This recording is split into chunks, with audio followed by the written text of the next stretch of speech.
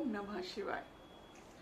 Friends, मैंने अपने पिछले वीडियो में आपको बिना कोचिंग के यूपीएससी कैसे पास करें इसके संबंध में मैंने आपको थोड़ा गाइड किया था। लेकिन कुछ लोग चाहते हैं कि मैं यूपीएससी के एग्ज़ाम्स के बारे में थोड़ा और विस्तृत रूप से आप सबको बताऊं। इसीलिए मैं पुनः थोड़ा सा और डिटेल में आज आपको यूपीएससी के प्रीलिम्स को आप बिना कोचिंग के कैसे पास करें इस संबंध में आपको बताऊंगी।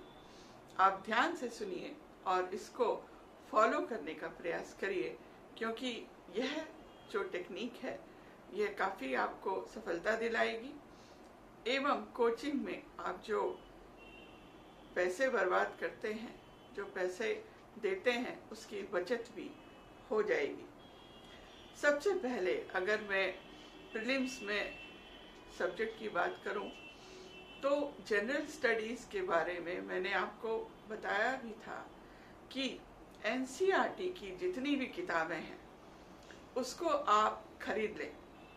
जैसे कि कॉन्स्टिट्यूशन हुआ, साइंस हुआ, हिस्ट्री हुई, ज्योग्राफी हुई, एक जनरल स्टडीज़ का कॉम्पेंडियम भी ले लीजिए। मनोरमा ईयर बुक भी बहुत फ़ायदेमंद है, उसमें भी काफ़ी डिटेल में रहता है। तो ये सब किताबें आपकी अपनी एक प्रति होनी चाहिए, ताकि आप इसको जब मौका मिले आप इसे पढ़ें। अगर पहली बार में समझ नहीं आता है तो फिर आप इसको रिपीट करें, पुनः 5 बार 6 बार। जब चैप्टर को पढ़ेंगे तो बहुत हद तक आपको बेसिक्स जो हैं वो क्लियर हो जाएंगे। इसके अतिरिक्त यदि आप किसी पुस्तक की दुकान पे जाएंगे तो आपको वहाँ कंपटीशन की बहुत सी किताबें मिल जाएंगी, जैसे कि पहले होती थी लेकिन अब भी होंगी शायद, कि ये कंपटीशन की किताबें जो निकलती हैं, मैगजीन्स निकलती हैं, इसमें भी बहुत से डिटेल्स रहते हैं जो काफ़ी आपको पास करने में मदद करेंगे। जैसे कि कंपटीशन रिव्यू एक किताब होती थी, या करियर एंड कंपटीशन टाइम्स होती थी, योजना एक किताब होती थी, खासतौर से जिन्होंने इकोनॉमिक्स लिया है उनके लिए। फिर एक होती थी इकोनॉमिक्स एंड पॉलिटिकल वीकली। तो इन सब के अतिरिक्त और भी नई कुछ किताबें आई होंगी कंपटीशन की, जिसमें करंट इवेंट्स को काफ़ी डिटेल से कवर किया होगा। तो इन सभी किताबों की आप लगभग पिछले 1 वर्ष की सारी प्रतियां आप दुकान से खरीद लें। इसे आप अपने पास रखें एवं जब मौका मिले उसको पढ़ते रहें। डिटेल्स क्लियर होने चाहिए, ये कब शुरू हुआ, ये कब क्लियर हुआ, ये आगे क्या डेवलपिंग स्टोरी थी, इसमें क्या क्या हुए, इसके बारे में आपको पढ़ते रहना है। जितना आप पढ़ेंगे उतना आपको अपने माइंड में इन बेसिक्स के बारे में जो है वो नॉलेज प्राप्त हो जाएगी। इसके अलावा प्रतिदिन आपको कम से कम 4 से 5 न्यूज़पेपर्स पढ़ने हैं। बहुत से लोग समझते हैं हमने हेडलाइन पढ़ ली तो हमने पूरा न्यूज़पेपर पढ़ लिया। नहीं, सिर्फ हेडलाइन पढ़ने से कुछ नहीं होता है। हेडलाइन तो सभी पढ़ते हैं, सभी जानते हैं एवं इसके बारे में कोई भी उत्तर दे देगा। लेकिन आप भूलिए नहीं कि आप प्रीलिम्स जब दे रहे हैं तो आप अन्य यानी कि 12 से 13 लाख लोग, छात्र छात्राएं इस एग्ज़ाम के लिए आवेदन करते हैं, तो उनसे आपको कम्पीट करना है। इसलिए आपकी जितनी ज़्यादा नॉलेज रहेगी उतना ही आपको इसका जो है सफल होने का चांस बढ़ जाएगा। तो न्यूज़पेपर पढ़ना सिर्फ हेडलाइंस पढ़ना ही नहीं है, आपको डिटेल में पढ़ना है कि न्यूज़पेपर में क्या लिखा है। एवं कई बार जो है वो जो प्रीलिम्स के क्वेश्चन पेपर्स आते हैं या पुराने आपने देखे होंगे, तो उसमें ये लिखा होता है कि ये नहीं पूछेंगे आपसे फॉर एग्जाम्पल कि बांग्लादेश का प्राइम मिनिस्टर कौन है। ये सब जानते हैं, मतलब मैक्सिमम लोग जानते हैं, जो पढ़ रहे हैं, खासतौर से कोचिंग कर रहे हैं, सब जानते हैं। ये नहीं पूछेंगे, आपको थोड़ा घुमा के पूछेंगे कि मोहम्मद यूनुस को किस वर्ष में नोबेल प्राइज मिला था, या उनका कार्य क्या था जिसके लिए उन्हें नोबेल प्राइज मिला। या उनकी संस्था का नाम क्या था, घुमा के पूछते हैं। तो जो ऑब्वियस है उस तरह के क्वेश्चंस जनरली प्रीलिम्स के स्क्रीनिंग में नहीं आते हैं। जो ऑब्वियस है वो सबको मालूम है, छात्र छात्राओं सभी को मालूम है जो भी इस एग्जाम की तैयारी कर रहे हैं। लेकिन उससे बेहतर एवं उससे आगे जाके आपको जो तैयारी करनी है उसके लिए आपको जो है डिटेल्स में जाना पड़ेगा। तो ये सब आप पूरा पढ़ लीजिए। डिटेल मेहनत तो लगती है, मैंने आपको पहले भी बताया, करीब 8-9 महीने डेली कम से कम 8-9 घंटे आप पढ़ेंगे, तभी आपको ये सब चीज़ें क्लियर होंगी। तो आप इसको सेल्फ स्टडी कर सकते हैं। कोचिंग में 300-400 लोगों के बीच बैठने से अच्छा है कि आप खुद ही सेल्फ स्टडी कर लें, घर में ही कर लें, इससे आपको बहुत फायदा होगा। दूसरे कुछ क्वेश्चंस आते हैं प्रीलिम्स में जिसमें लॉजिक एवं स्टैटिस्टिक्स पे प्रश्न होते हैं। इसको आप समझिए और इसको सॉल्व करिए। इसमें आप 1-2 लोगों के साथ, अपने दोस्तों के साथ बैठ के इसको वर्कआउट करने की कोशिश करें। और जब आप किसी पुस्तक की दुकान में जाएं तो निश्चित रूप से प्रीलिम्स के पिछले लगभग 8-9-10 वर्ष के पेपर्स, एक्चुअल पेपर्स आप प्राप्त करें, खरीद लें। जब आपकी इतनी तैयारी हो जाए, 3-4 महीना आप पढ़ लिए, तो उसके बाद कोशिश करिए कि आप इसमें से कितने क्वेश्चन आप सॉल्व कर सकते हैं और कौन से एरियाज हैं जो आपके वीक हैं, जहाँ पर आप सॉल्व नहीं कर पा रहे हैं। बिकॉज याद रखिए ये कंपटीशन है, ये ऐसा नहीं है कि आपको मुफ्त में ही आपको पास कर देंगे। अन्य स्टूडेंट्स भी पढ़ते हैं, आपकी नॉलेज उन स्टूडेंट से ज़्यादा होनी चाहिए, तभी आप इसमें सफल होंगे। तो प्रीवियस क्वेश्चन पेपर्स आप 9-10 साल के ले लीजिए एवं इसको सॉल्व करिए। तो पहले जब आप यूपीएससी एग्जाम की तैयारी करें तो सर्वप्रथम आपका फोकस होना चाहिए प्रीलिम्स एग्जाम। प्रीलिम्स एग्जाम जब आपने सफलतापूर्वक क्लियर कर लिया तब आगे आप मेंस की तैयारी करें। अभी मेंस का नहीं सोचें, आप प्रीलिम्स का ही सोचें, क्योंकि आप मेंस की तैयारी तो तब करिएगा ना जब आप प्रीलिम्स में क्लियर हो जाएंगे। तो आपका पूरा ध्यान पहले प्रीलिम्स एग्जाम में होना चाहिए। प्रीलिम एग्जाम क्लियर करने के बाद आप आगे फिर मेंस की डिटेल तैयारी करें। कोई भी पढ़ाई के समय आपको डिस्ट्रैक्ट ना करें। अकेले किसी कमरे में बैठिए जहाँ पर कोई आपको डिस्टर्ब नहीं कर पाए एवं आप लगातार 8-9 घंटे बैठ के पूरा पढ़ लें। किसी भी टेलीविज़न सीरियल, किसी फिल्म, मूवी या मोबाइल आदि से डिस्ट्रैक्ट होने की ज़रूरत नहीं है। अगर डिस्ट्रैक्ट हो जाएंगे तो आपका कंसंट्रेशन जो है वो ख़त्म हो जाएगा। एवं ख़त्म होने का मतलब यह है कि आप उसके बारे में ज़्यादा सोचेंगे, अपने हाथ में जो पुस्तक है उसके बारे में कम सोचेंगे। तो इसमें कंसंट्रेशन और फोकस बहुत ज़रूरी है।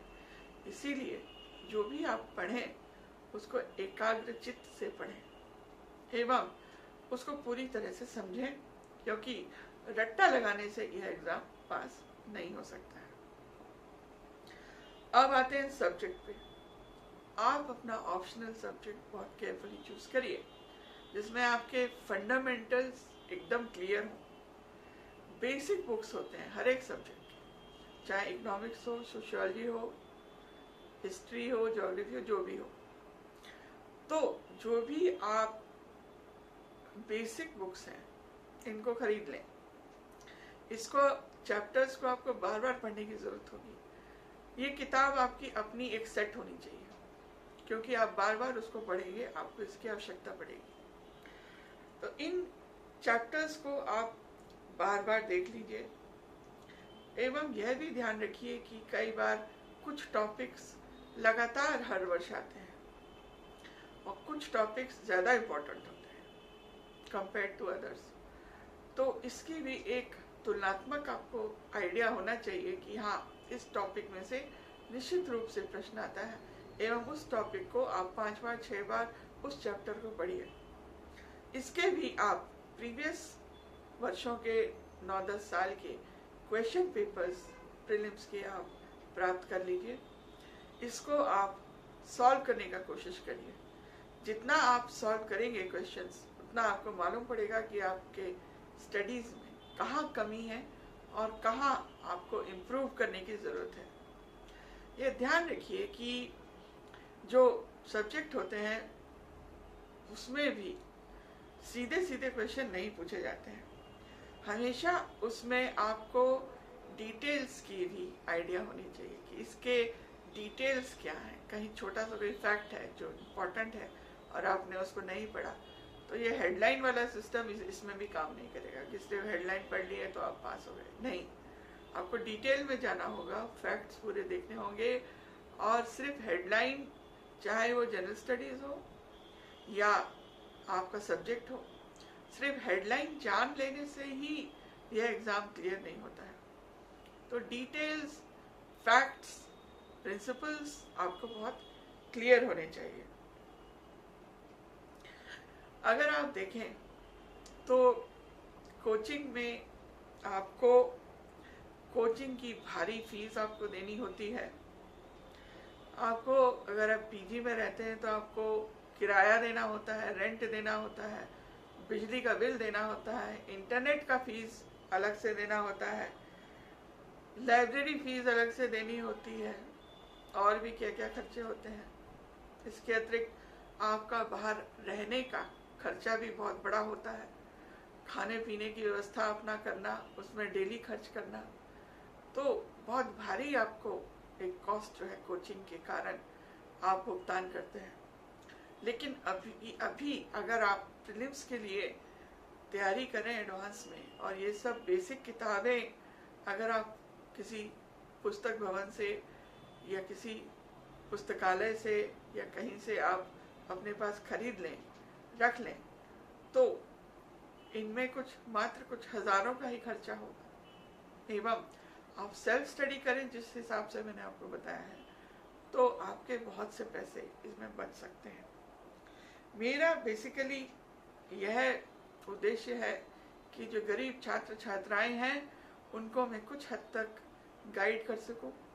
अभी मैंने सिर्फ प्रीलिम्स, यूपीएससी प्रीलिम्स की बात की है, लेकिन आगे की वीडियो में मेंस की भी बात करूंगी कि कैसे उसके लिए आपको तैयारी करनी है।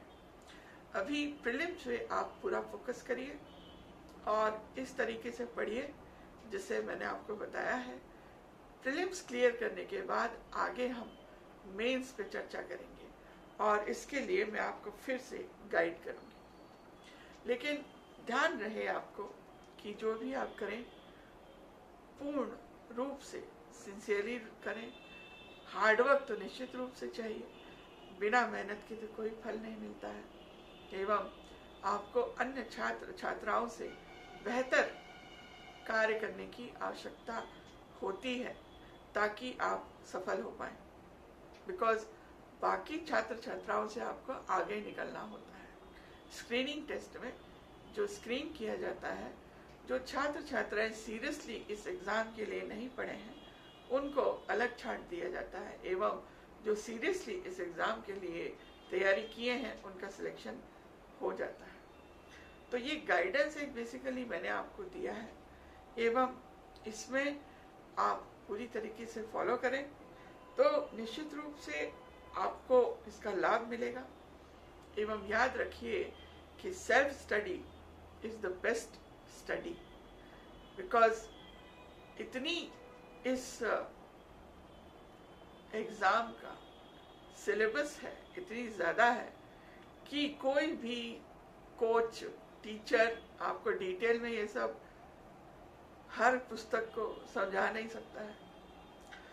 आपके सब्जेक्ट हो तो मोटी मोटी पुस्तकें होती हैं, या अगर जनरल स्टडीज हुई तो हर विषय इतना फैला हुआ होता है कि लगभग कोई भी टीचर आपको हर पेज, हर पन्ना आपको नहीं पढ़ा सकता है। आपको ये सेल्फ स्टडी अल्टीमेटली कोचिंग के दौरान भी आपको खुद ही करनी पड़ती है। कोई भी टीचर आपको हर पेज समझा नहीं सकता है। टीचर सिर्फ आपका डाउट ही क्लियर कर सकता है। कहीं आपको शंका हो, कोई समझ नहीं आ रहा हो तो आपका डाउट क्लियर कर सकता है। तो इतनी मोटी मोटी पुस्तकें और मैगजीन्स, न्यूज़पेपर्स, आपके सब्जेक्ट की मूल पुस्तिकाएं, हर पेज आपको टीचर नहीं समझा सकता है, एवं आपको अल्टीमेटली खुद ही इन सब किताबों का अध्ययन करना होता है। तो आप इसको फॉलो करें और सेल्फ स्टडी से इस एग्ज़ाम को पास करने का सफलतापूर्वक प्रयास करें। इन्हीं शुभकामनाओं के साथ मैं आशा करती हूँ कि आपको यह वीडियो पसंद आया होगा एवं अच्छा लगा होगा। यदि आपको यह पसंद आया है तो इसे लाइक करें, शेयर करें और सब्सक्राइब करें।